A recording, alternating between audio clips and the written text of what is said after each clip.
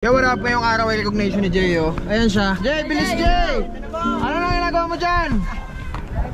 Eto na, sasama namin. Bilisan mo! Kompleto ka na? May medyas ka na? Wala, wag na. Sapatos meron ka? Meron na. Brief meron na? Wala. Ano yan? Sige na, sakay na! Nakatawal pa.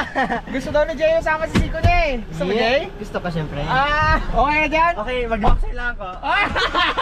Eto na, ang tagal namin nakaalis. Tawagin na lang po siya ulit. Ha? Tatawag na? Pero nakakaya naman niya. Totoo ba? Tatawagin natin siya Ayun ang ulit? text ni Mami, sabi tawagin lang po siya ulit. Aruy. Ang tagal nyo kasi! Tagal kasi namin eh. Pagkakit mo lang doon, Jay, smile ka na lang na maayos. Kunin ko na lang doon. Smile tahimik. Hindi tayo kunin mo na lang po.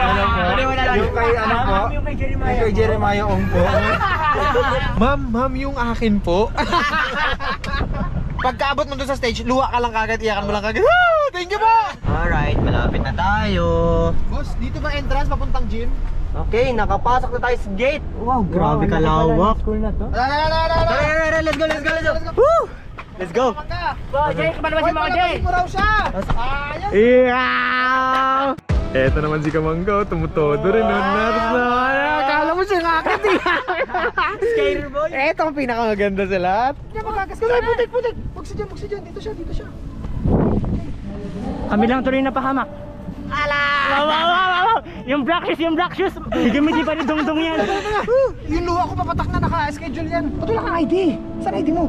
Wala kang ID sa akin. Wala kang ID, ma. Wala siyang ID? Wala. Binigyan siya hindi. Ba't mo ginala? Wala kang binigay sa akin, ma. Hala. Wala daw ID. Men, wala kang ID. Okay lang yan. Hindi naman sinasabi sexual niya. Dito na kami sa loob ng school.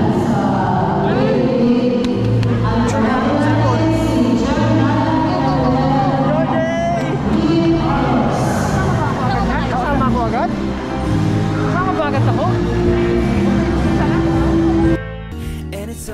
Unang-una, salamat ko kay Mami, Daddy, and sa buong family ko na rin sa pagsusuporta sa akin sa lahat ng ginagawa ko and sa pag-aaral ko.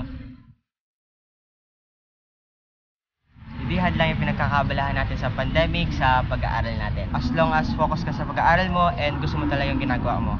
And para sa ikakabuti mo rin. Kasi every achievement natin ay malaking impact yun sa parents natin na proud sila syempre na sa mga natutupad mo na, bata ka pa lang, yan, at sa ngayon.